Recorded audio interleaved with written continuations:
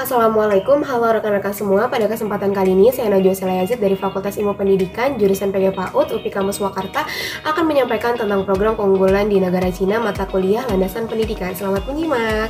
Bahasan yang pertama adalah filosofi negara Cina. Pendidikan memiliki peranan yang sangat strategis dalam membangun suatu masyarakat bangsa. Melalui pendidikan, suatu bangsa dapat mengembangkan masyarakatnya menjadi masyarakat dan bangsa yang maju. Karena melalui pendidikan akan dapat dikembangkan sumber daya manusia yang berkualitas sesuai dengan tuntutan dan kebutuhan masyarakat yang ingin dikembangkannya. Semua keberhasilan itu tidak terlepas dari upaya yang dilakukan oleh para pemimpin Cina dalam melakukan reformasi dalam berbagai aspek kehidupan di Cina, terutama dalam dunia pendidikan. Cina dalam beberapa tahun terakhir ini berhasil membuat prestasi yang sangat mengagumkan, yaitu merubah kondisi sosial ekonomi masyarakatnya yang tadinya hanya sebagai negara berkembang yang hanya mampu menyediakan kebutuhan dasar masyarakatnya, kemudian berubah dan masuk ke tahap awal menjadi masyarakat yang makmur.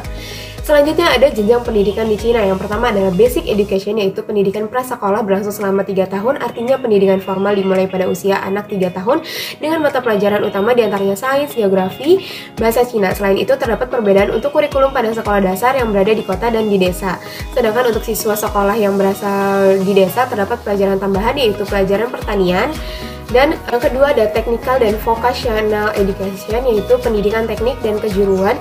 Bisa dikatakan pendidikan menengah dan digolongkan menjadi 2 golongan, diantaranya pendidikan menengah akademis dan pendidikan menengah kejuruan teknik. 3 ada higher education, yaitu pendidikan tinggi Cina diklasifikasikan ke dalam beberapa kategori berbeda, diantaranya jenjang pertama, jenjang kedua, dan jenjang ketiga.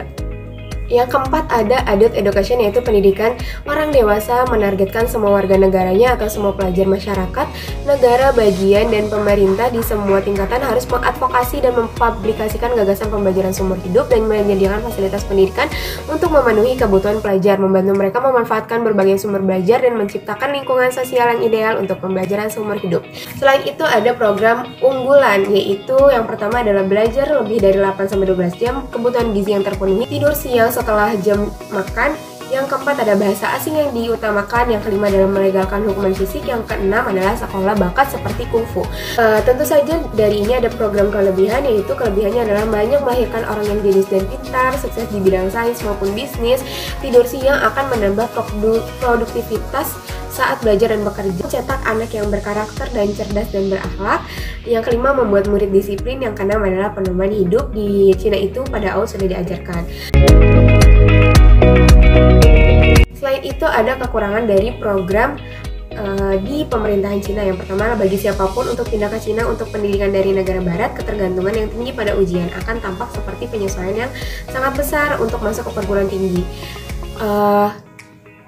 Siswa diharapkan mempelajari semua yang diajarkan dan mengikuti ujian. Yang kedua adalah di sebagian besar sekolah Anda duduk di 50 siswa atau 30 siswa yang seperti maksimalnya hanya 20 siswa. Di sini berarti bahwa tidak guru memiliki waktu atau kapasitas untuk menawarkan belajar secara individual. Yang ketiga adalah dalam kebanyakan kasus ruang kelas dasar Cina hanya memiliki 1 guru.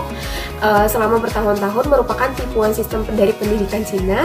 Siswa biasanya memiliki guru yang berbeda dalam mengajarkan berbagai bidangnya. Aktivitas di Cina tidak sepenting berkenaan dengan logika. Diberikan banyak pekerjaan rumah sehingga tidak bisa fokus pada hal-hal lain. Inilah sebabnya mengapa siswa Cina sering unggul dalam mata pelajaran berbasis logika seperti matematika dan sains. Mereka juga sangat fokus untuk kerja keras. Tidak ada untuk tempat waktu individualis itu serta kreativitas tersebut. Terima kasih. Wassalamualaikum warahmatullahi wabarakatuh.